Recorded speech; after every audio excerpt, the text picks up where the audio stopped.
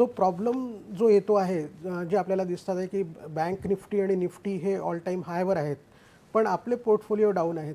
त्याचं कारण जर आपण त्याची मीमांसा जर केली तर असं लक्षात येतं की जो आपला गॅप आहे रिअल आणि नॉमिनल GDP मधला, तो फक्त 0.5% आहे. हो.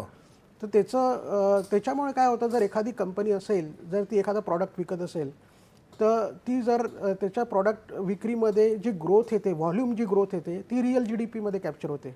पण त्याची जी प्राइसिंग पॉवर आहे, म्हणजे तो जर एखादा प्रॉडक्ट 100 रुपयाला विकतोय आणि मागच्या वर्षी पण तो 100 रुपयालाच विकत असेल, तर ती नॉमिनल ग्रोथ तुमची 0 झाली.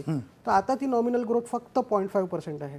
त्याच्यामुळे काय होतं की जे मिड कॅप आणि स्मॉल कॅप ज्या कंपनीज आहेत त्यांची प्राइसिंग पॉवर थोडी कमी झाली आहे. त्याच्यामुळे त्यांचे व्हॅल्युएशन मल्टिपल्स डिरेट झाले आहेत. बरोबर आहे. तर इथे असा एक प्रॉब्लेम क्रिएट होतो आहे.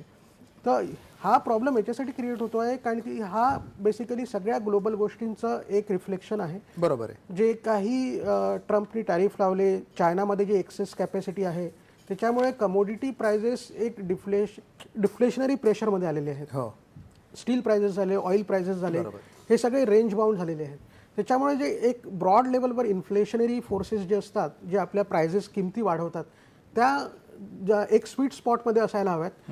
4%च्या आसपास इन्फ्लेशन तुमचं असायला हवं, तर ते येत नाही आहे. त्याच्यामुळे हा सगळा एक प्रॉब्लेम क्रिएट होतो आहे. बरोबर आहे.